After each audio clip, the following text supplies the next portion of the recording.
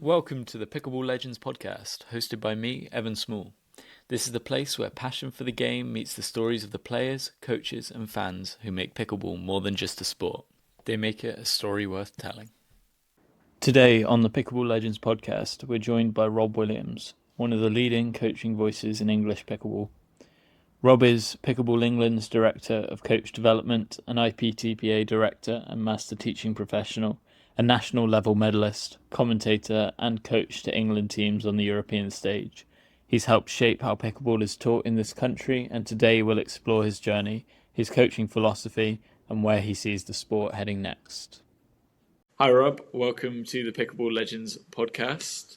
Nice to have you. Thanks for having me on. That's all right. So the first question, as always, how did you get into pickleball? So I started pickleball 2019, so really early doors, and I was playing tennis at my local David Lloyd's. I got sick of playing at the other tennis club I was playing at, which didn't have any indoor facilities. David Lloyd's had a bubble, so I could go and play tennis there. And within about a month of joining, I'd already noticed they had pickleball on a sign on the door to the sports hall, which is opposite where the men's changing rooms were. And I'd already was kind of aware of it because I was looking at American racket sports mags. So I kind of knew what this thing was before I went and did it. And okay, let's have a go, crack on, have a go at it. And the first time I played it, so Jill Bushell, that was the lady that was running it at the time, said she saw the look in my eyes.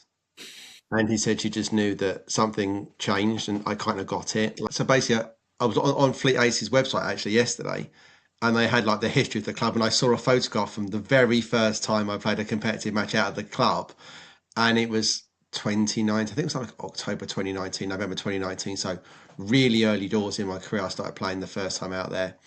And I remember specifically hitting a couple of slice serves that went into the wall that really irritated my opponents. And then that memory just came back into my head. Yeah. But I was watching that photograph, I can remember that night.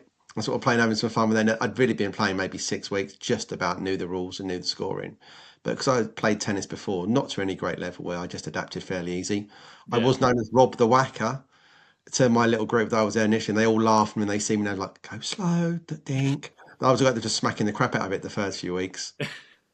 I think everyone was at the start when you just really wanted to let some anger out to the ball. Yeah, and you didn't necessarily really know what you were doing. So if you come from tennis, you're used to just hitting the cover off of it. And obviously in pickle, that's moving more into that. But there's nuance that you don't appreciate at the start of it. And it's until you find someone that can kind of hand your butt back to you, basically, in those early days. Yeah. So you've really been kind of in it from the start in the UK.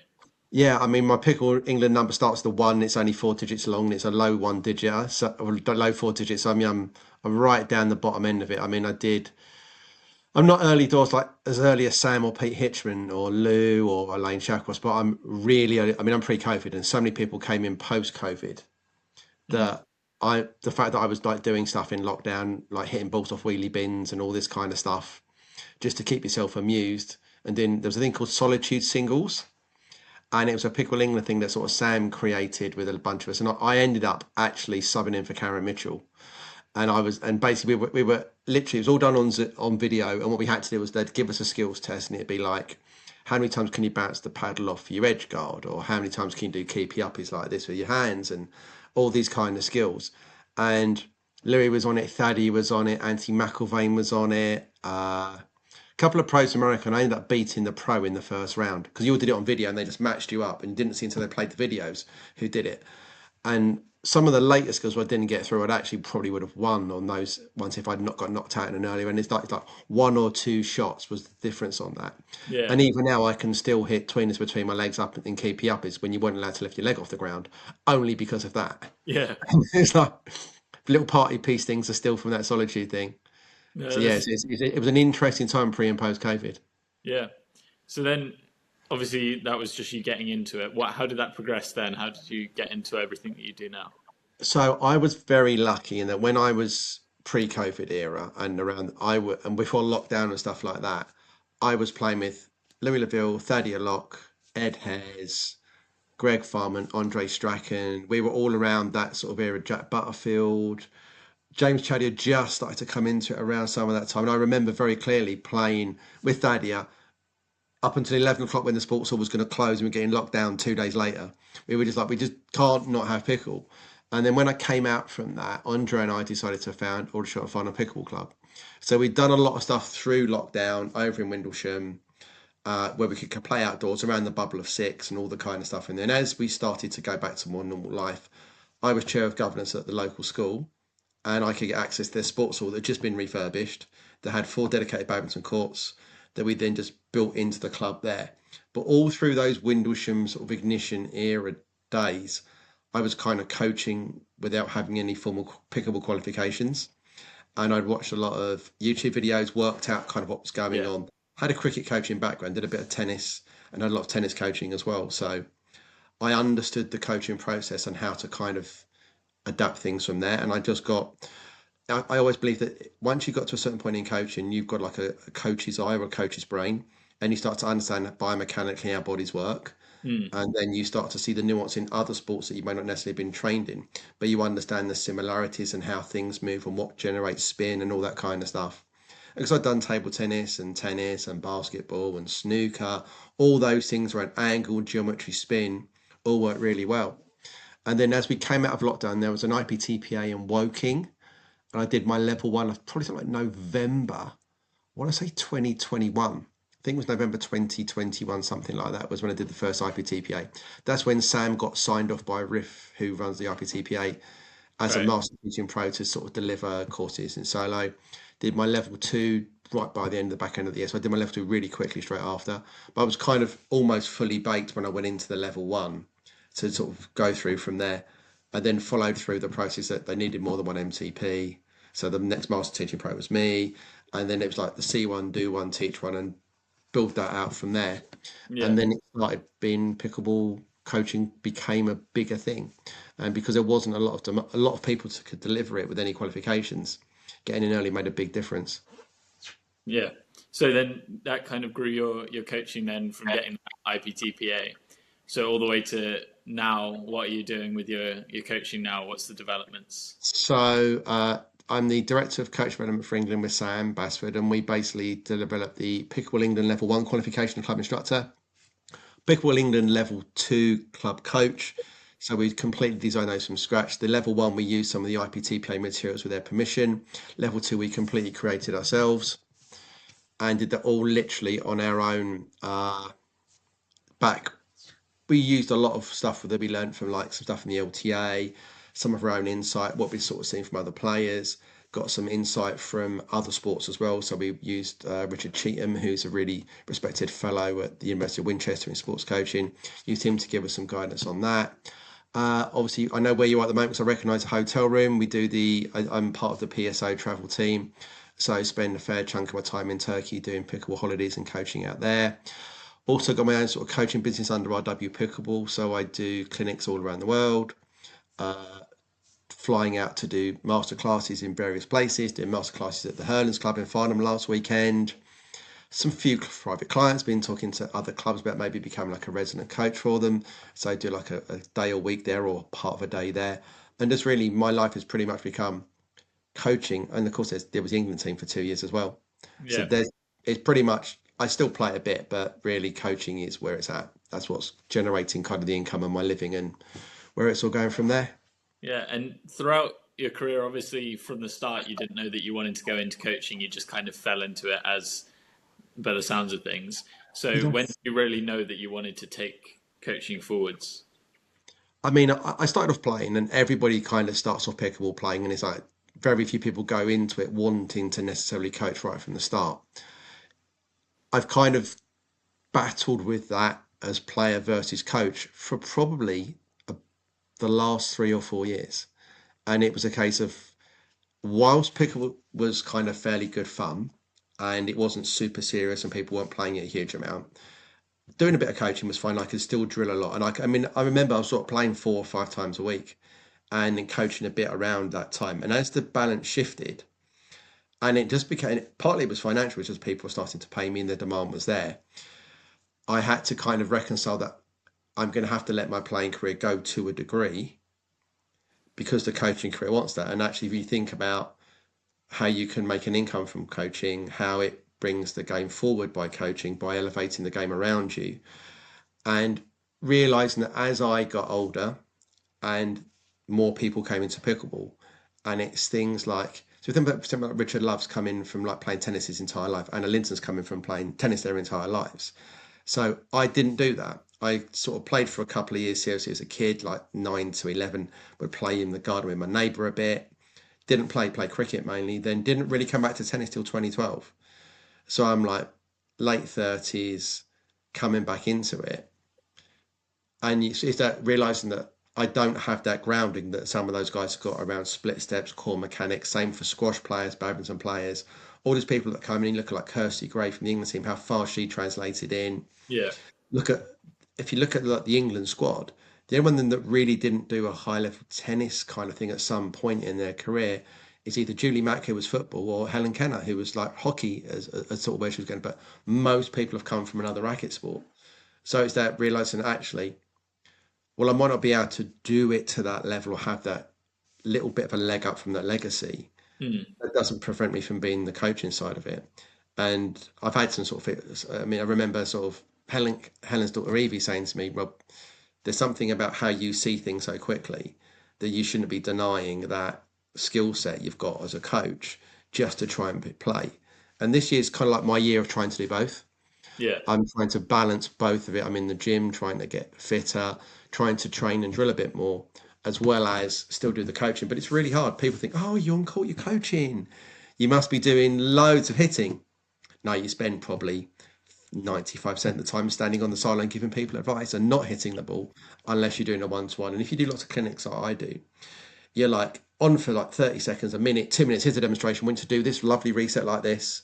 Then you go away and you spend the next 30 minutes telling people how to get better at it. And unless I'm feeding balls to that person who needs some advice, that doesn't really come into it. So you don't get the court time. If you're doing a one-to-one, yeah, you're hitting and feeding loads of balls.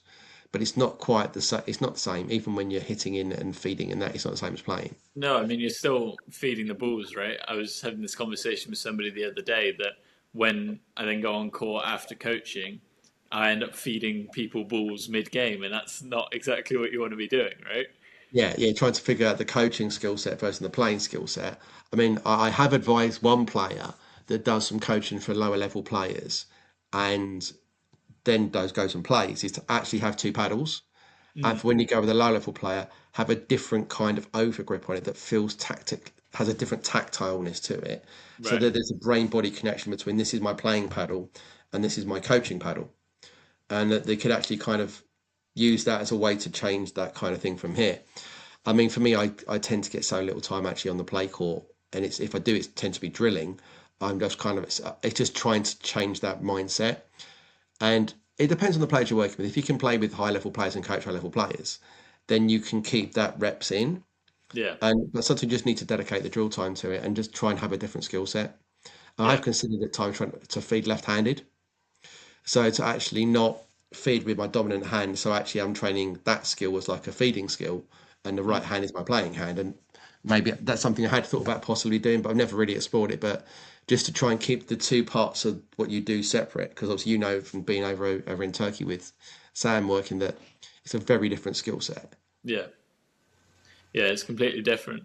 So are you saying that you're balancing the playing and the coaching this year? How I'm do you... trying to, yeah. I mean, Right. I sort of semi-retired from mixed doubles last year. I said I'm not doing the nationals. Me and Helen were going to do like our last little run. It was getting too much, kind of, to try and do everything. Yeah. And then I sort of cleared some space in my life to kind of coach more. And then I've been able to kind of, things have changed around what else is going on with my other business and stuff like that. That this was the year, so like I'm going to dedicate this year for me. So obviously I was going to play with Lee Harper before he had his knee challenges. And I was like, okay, I've paid for a PT. So I'm working with Millie Hill, who does Pickle Fit. So I was like the first person to kind of buy in to a dedicated specific off-court program with nutrition advice to help me get better to match fit. And I'm feeling big difference in what I can actually achieve. And it's keeping me coach fit as well as playing fit. I did the Anna Bright program, so the first cohort, the only one from England that did that. And that's just been announced that the next one's going on in June, so I invested in that. And I said, okay, I'm going to see what I can make it happen this year. I've been talking to Tara Jones, who's like the sports psychologist too, with her husband Graham Jones, and we were talking about. She's like, you can do both. You just got to find a way. So it's just Yeah. that dedication to try and find time, and certainly doing the Anna Bright thing really forced me into doing that, Mm. and it kind of was transformative as a coach and as a player. So just kind of seeing new ways of thinking and accessing that real high level discussions. I suppose if you're on court constantly, then any injuries are going to set you back quite, dramatically, right? So you want to be keeping that level of injury prevention. Yeah, you know nowhere near this, but there was a thing called the 50 cliff, and literally I hit 50, and within a month, injuries just were pinging around my body, and one part made something else go. When that failed, the next bit up the chain went round, and it felt like my entire lower body at one point was. There's an ankle, then there's a knee, then there's a calf, then there's a back go, then one elbow will go, then the other elbow will go, and it's like you've just got to figure out a way to get through it. And as particularly as your body ages, what can you do to try and keep the muscle wastage away from? So you've got to look at more strength and conditioning work in there. As the game is evolving, movement's becoming more important than it's ever been. Foot speed's important. The ability to squat and get lower is a huge thing. So nearly all my work I'm doing in the gym is posterior chain work. So just getting lower, deeper, sitting in squats for longer. Because just drilling before I came here, I was drilling for an hour and a bit with Rich Love, and then decided to have Josh Bright and Louis Liverpool say, "Oh, do you want to come and have a hit?" Yeah, okay, let's have a hit. And then it's like, yep, that's certainly you start to feel the next level on. Obviously, they're younger, they're pro. Yeah. We're kind of going in one direction, they're kind of going in another. It's like you can kind of hang for a few shots, but suddenly things just quicker, faster that we just don't get at the 50 plus game. And that's just age, it's normal. You're going to have that. Yeah, and I guess the game's evolving so quickly, right? How much are there anything that you've seen major changes in the time that you've been playing from the start to now? What are the big key Oh, changes? it's crazy. It's crazy. It's almost like pre-paddle technology and post-paddle technology. So I remember my Engaged Trident was the first paddle I had that I played with. A big square thing. We had the maximum grip that was allowed at the time, the most spinny one that's kind of bald in comparison to what we have now. And then there was the carbon fiber Selkirks that came in. I remember that. And it was just as the very first raw carbon stuff, so the carbon one, when that came out and you started to get raw carbon and that Gen 1, Gen 2 thing, and suddenly spin became so much more easy to generate. And then with the thermoforming, the power side of it, it just changed the game. I mean, if you speak to Sam Basford, he was like, he was told to never hit the ball hard ever when he started playing pickle, ever hit. He got told off hitting the ball hard. And now you look at how much speed is being used.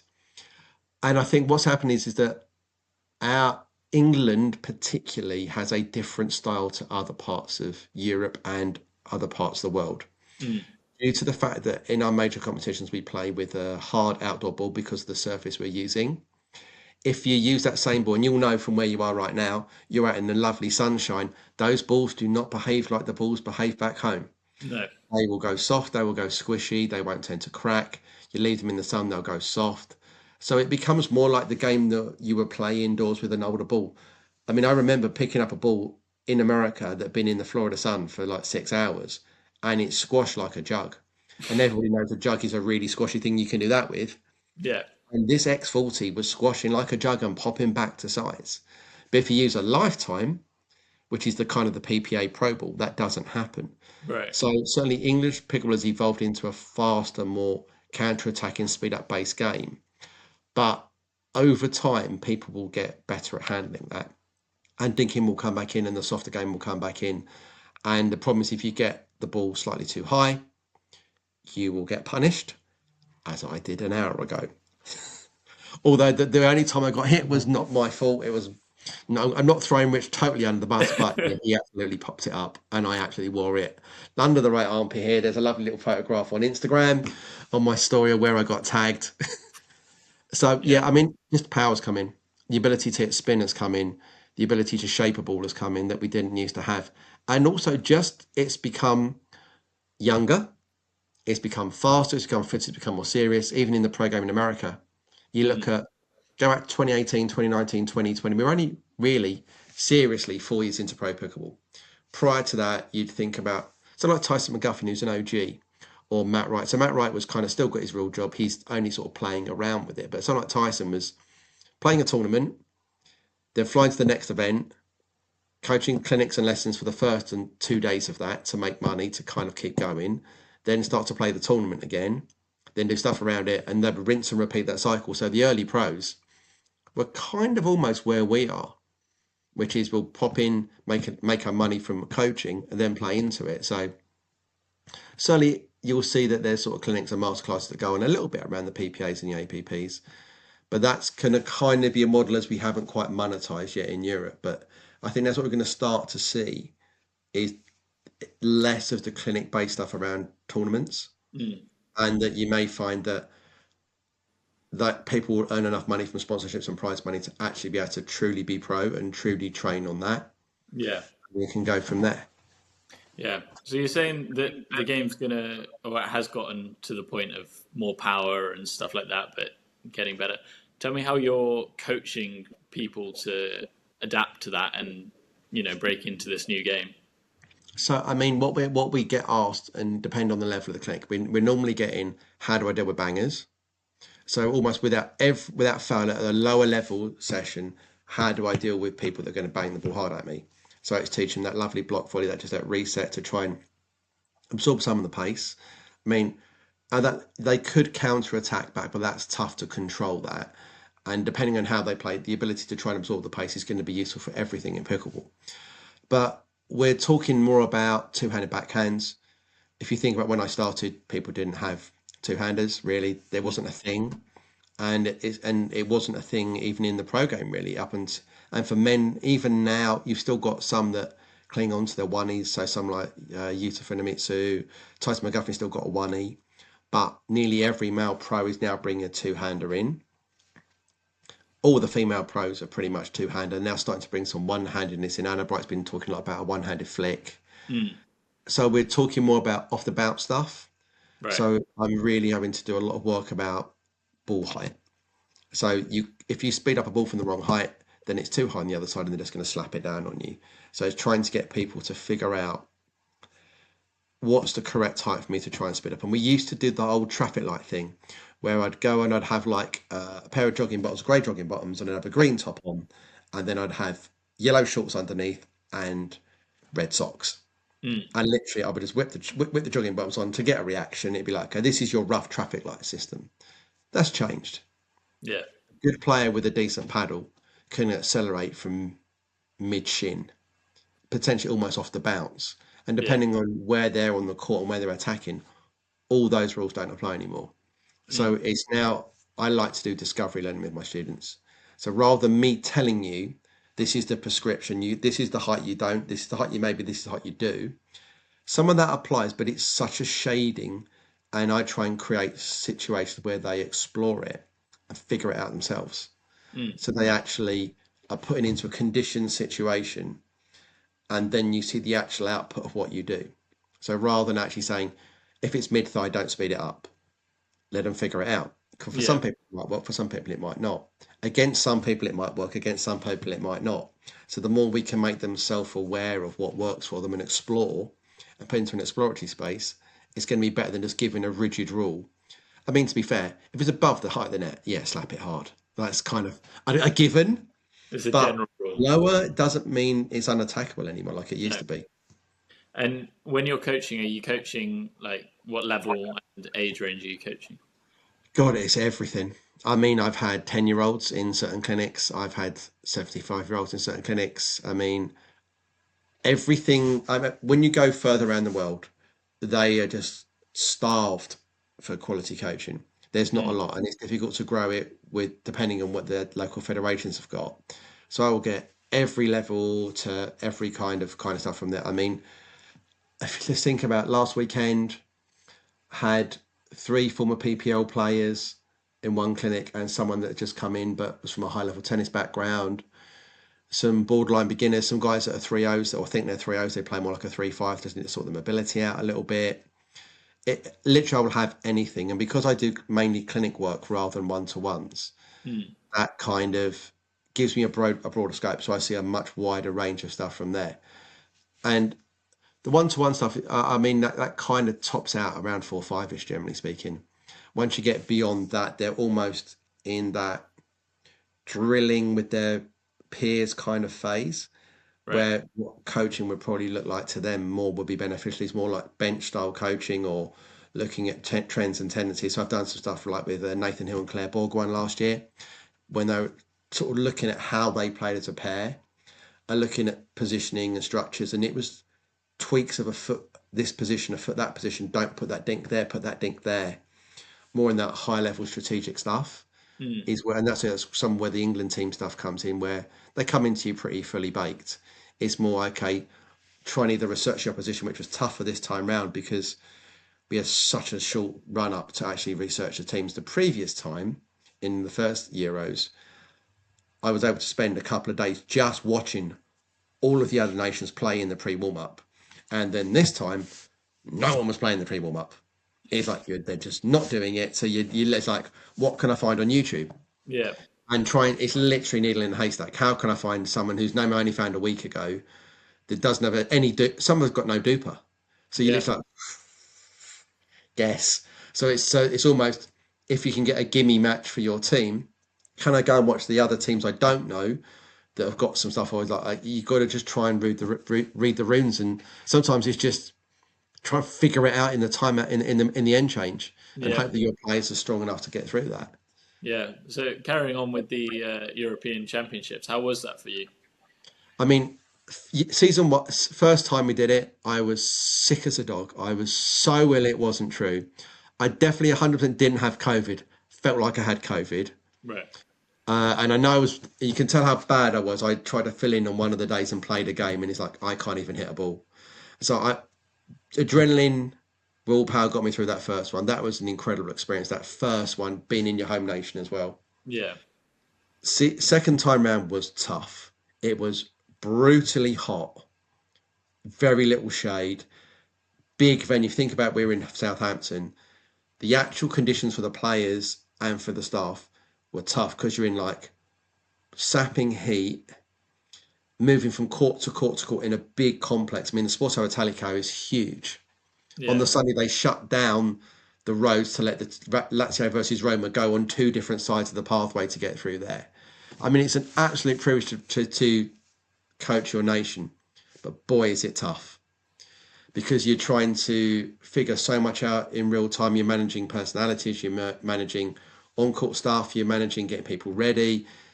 You're trying to take everything for everybody else. I'm trying to wear all the load from everybody else so they Yeah. can just be in their optimum performance state. So, Gail Ems, I think the badminton player, I've done a bit of work with her.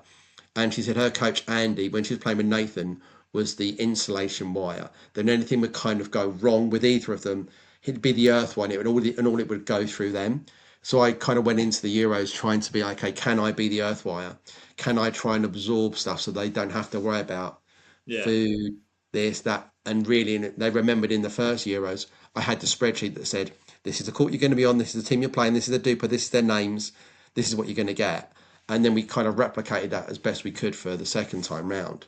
Yeah. But it was just a very different, it's like November in Southampton freezing cold to September, I think September, October, in a boiling hot in Italy. It was a different kind of experience. But I mean, you don't think when you go into playing a stupid game with a plastic bat and a plastic ball in Yeah. a sports ball, you'll be coaching your nation. Or like Richard Love says, you never think at 50 you'll be the captain of your nation.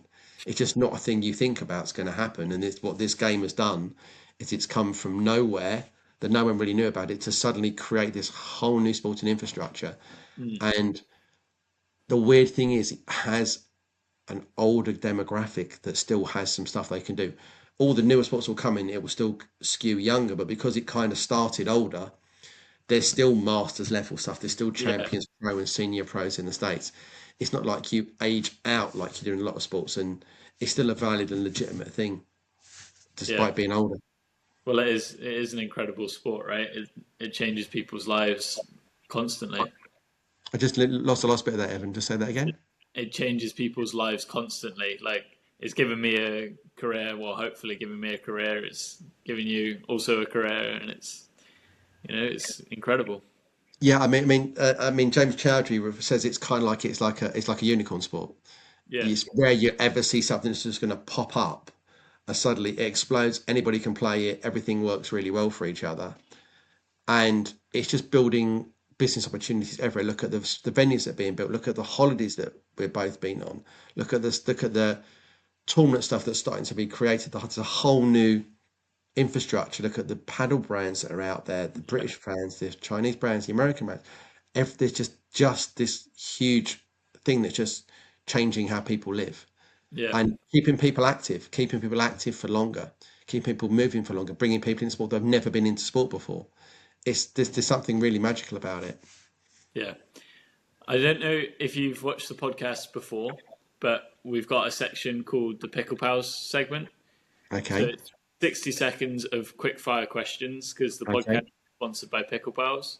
yeah, So they're roughly pickleball related, most of them. okay, They should be almost all pickleball related, but we'll see how many we can get in. okay, Are you ready? yeah. Your time starts now. Singles or doubles? Doubles, Drive or drop? drop, What's your favorite pickleball destination? turkey, What's your favorite post-session snack? uh, probably a burger and chips if I'm being naughty. Are you a loud player or a quiet player? Loud, What's your favorite pickleball brand right now? diadem, Indoor or outdoor pickleball? outdoor, Who's your dream doubles partner? Annalie Waters. I don't have to do any work. What's your favorite thing about the pickleball community? The people, Competitive or recreational play? competitive. Who's the toughest opponent you've ever faced? Louisville this morning. Do you think an ATP or an Ernie is more impressive? Oh, ATP in is a piece to do. They're so easy. ATPs are tougher. And who's the best player you've ever played with? But I've ever played with Megan Fudge. There you go. Well, that's your So time up. on the ATP and Ernie thing, ask that same question to Richard Love Yeah. and ask him about his attempts at hitting Ernies. It's quite amusing. I think he was talking about it when I was with him a couple of weeks ago, and he was Yeah. trying to explain to people what an Ernie was. But I was thinking, I don't know if I've ever seen him hit an Ernie before. No, it's a kind of a standing joke between him and Anna that he can't really do it. And interesting, but there's certain things in pickleball that once you can do it, you can't not do it. Yeah, And I've always remembered that like Ernies are like once you figure it out, you've kind of got it. And actually, out in Nally Bay, where you were a couple of weeks back, I taught 27 people to Ernie on a holiday, and that includes Karen Mitchell, that includes Chris Mitchell already had it, Claire Borgwan, Wendy Randall, all the Fleet Aces crew. Every single person was able to hit an Ernie, and you don't have to jump. And that's the thing that people forget: you don't have to jump. You yeah, can walk through and do it. So if you see it early enough, you can stroll through the Whitwell walkway, as they refer to it, after Lee Whitwell, and just slap it if you get there early enough and see it coming. yeah. So for anybody who doesn't know what an Ernie is, can you just do a quick explanation of Yeah. it? So interesting. It's ERNE, and there's no I in Ernie. It's named after Ernie Perry, who is the first player to ever have done it. And that's a question whether it was legal or not. And essentially, it's hitting a volley in and over the non-volley zone whilst not being in it. So typically you will see someone jumping out of the court, taking the ball in the air and then landing outside, and you have to land both feet outside the non-volley zone. Or you can walk through the non-volley zone, establish both feet, and then hit it from the sideline. So basically it's kind of like the highlight shot that's kind of show-offy, but I would argue that once you've kind of got it, you've kind of got it. Whereas the ATP, which is the around the post, is very much a timing and movement based thing, and you have to get a bit wider to do that. Yeah, And you have to really get low and hit it late and try and shape that round. That's a different kind of skill shot. And although I would argue that it's probably easier to hit an ATP for most people, once you've got the Ernie, you've got the Ernie. yeah, And you still never really get the ATP perfect, no matter when you've done it. But when you've found the Ernie, as long as you get the step right, that's there. yeah. I suppose the ATP is different every time, and kind of once you've committed to letting the ball bounce that low, then you've actually got to commit to the shot. You can't really back out. Whereas with an Ernie, I mean, I suppose you can't really back out when you're flying through the middle of the air. But if you've established outside, then Yeah. more margin. And thing is, the Ernie, you'll see it. The Ernie becomes a feeling of see it, and you're there, and you're kind of on it, and it's you kind of know it's coming before it's coming. You're almost premeditating it. Whereas with the ATP, that's off your opponent's paddle. You've then got to react. Am I letting that one bounce? Am I taking it out of the air? Am I going to shadow it out? Am I going to just try and play the ball back? Is it going to convert? Have I got to put some curve on it to get it round?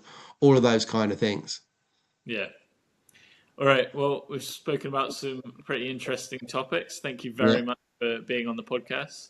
Just a couple of things we probably better do before I go. Just obviously exciting things coming up. We've got European Open in Turkey, so that's coming up. That's a big thing that's going to happen. Obviously with PSO that we both work with, that's coming up. We've got a Susanna Bar Masterclass coming up in the autumn, and a load more stuff sort of coming out from there, plus some other plans for other countries in the future.